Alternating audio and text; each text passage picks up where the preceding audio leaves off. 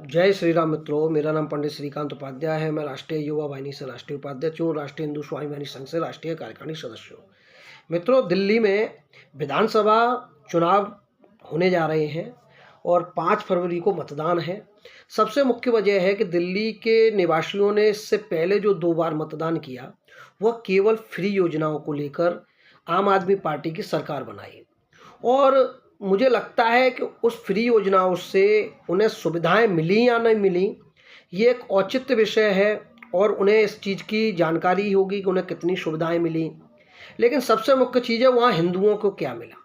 इन 10 वर्ष में वहाँ जिस प्रकार हिंदुओं का शोषण हुआ, जिस प्रकार हिंदुओं के लिए वहाँ दंगे हुए, जिस प्रकार वहाँ हिंदुओं को टारगेट किया गया, कई आंदोलन ऐसे हुए जहां हिंदू परेशान रहा।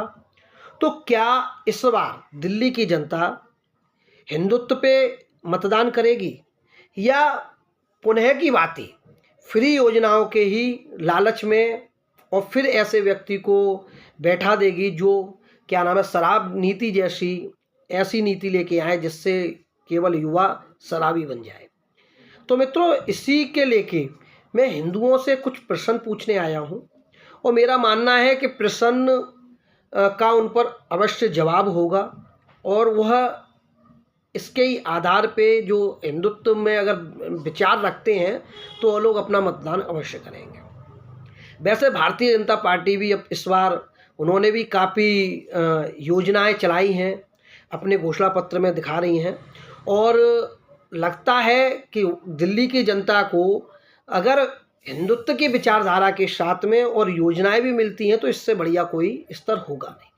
सबसे मुख्य चीज़ आप सोचिए, एक मुख्यमंत्री एक ऐसी नीति बनाता है अपने क्षेत्र में जहां उसकी जनता एक दारू की बोतल के साथ एक दारू की बोतल फ्री पाती है और उस नीति के आधार पर वह सरकारी कोष को घाटे में लेके आता है, आम जनता को शराबी बनने के लिए उत्तेजित करता है और दूसरी चीज़ ये है कि खुद उस योजना में इतना बड़ा घोटाला करता है कि जो आज सभी पूरी दुनिया के सामने है। उसके बाद भी वह बड़ी डंके की चोट से कहता है कि मैं ईमानदार हूँ। तो मित्रों, क्या आप ऐसे ईमानदार व्यक्ति को असल में फिर तीसरी बार सत्ता देना चाहोगे?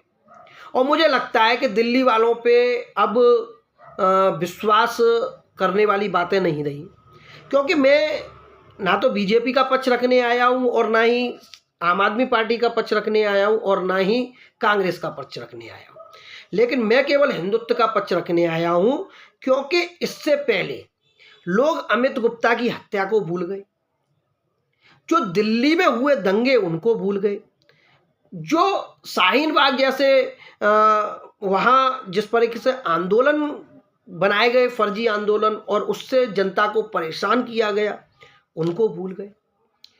लोगों ने केवल दिल्ली के लोगों ने केवल मतदान दिया तो किस पे दिया? फ्री योजनाओं पे। और उन योजनाओं में भी मेरे को लगता है कि 99% वो योजनाएं फेल थी।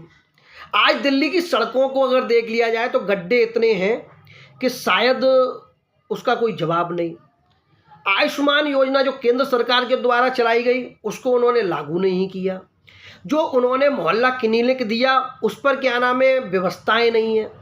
और सबसे बड़ी बात है कि उन्होंने जो इमामों को सैलरियां बांटने की बात कही, उनकी कई तरीके से सैलरियां नहीं है और इस बार उन्होंने कह दिया कि हम ब्राह्मण और पुजारियों को भी सैलरियां देंगे।